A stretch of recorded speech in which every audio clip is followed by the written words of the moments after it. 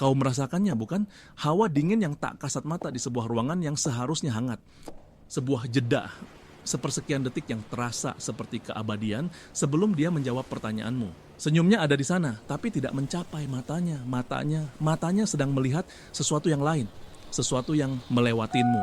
Kau mencoba mengabaikannya. Kau menyebutnya paranoia, imajinasi liarmu. Tapi firasat itu, seperti serpihan es di pembuluh darahmu, tidak mau pergi. Firasat bahwa kau hanyalah sebuah perhentian, bukan tujuan akhir.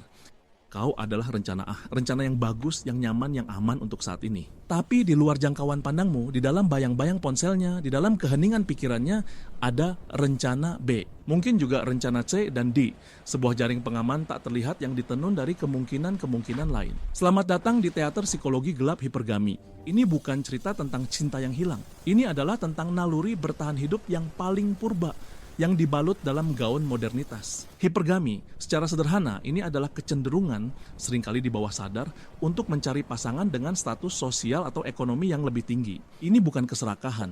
Ini adalah gema dari ribuan generasi di mana pilihan pasangan seorang wanita menentukan kelangsungan hidupnya dan anak-anaknya. Pria yang bisa menyediakan sumber daya, pria yang bisa melindungi, pria yang menawarkan stabilitas di dunia yang kejam. Perangkat lunak evolusioner ini tidak pernah dihapus. Ia hanya mendapat pembaruan antar muka. Di dunia modern, perlindungan fisik digantikan oleh stabilitas finansial. Gua yang aman digantikan oleh apartemen di pusat kota. Kekuatan berburu digantikan oleh jaringan profesional. Maka, rencana cadangan bukanlah tanda ketidaksetiaan. Ini adalah diversifikasi portofolio emosional dan kelangsungan hidup. Ini adalah kalkulasi risiko yang dingin. Bagaimana jika ini tidak berhasil? Bagaimana jika ada yang lebih baik? Bagaimana jika aku tertinggal? Ini bukan pemikiran sadar.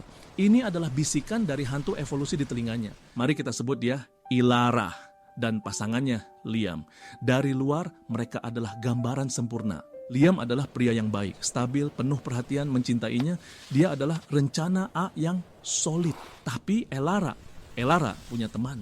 Ada mantannya, seorang seniman yang berbakat tapi tidak stabil, yang sesekali mengiriminya pesan puitis. Ada rekan kerjanya, seorang eksekutif yang sedang naik daun, yang selalu secara kebetulan bertemu dengannya untuk minum kopi. Ada seorang teman lama di media sosial yang baru saja menjual perusahaannya, yang fotonya selalu dia sukai. Ini bukan perselingkuhan, tidak ada batasan fisik yang dilanggar. Itu jauh lebih halus dan jauh lebih merusak. Setiap pesan teks, setiap like, setiap pertemuan kopi adalah tetesan kecil energi emosional. Tetesan yang seharusnya menyirami hubungannya dengan Liam malah dialirkan ke kebun-kebun kemungkinan lain. Liam merasakannya. Dia tidak bisa menunjukkannya, tapi dia merasa hubungannya semakin menipis, semakin transparan. Dia merasa seperti sedang diaudit. Setiap tindakannya, setiap pencapaiannya secara diam-diam dibandingkan dengan metrik yang tidak terlihat. Dia tidak bersaing dengan pria lain.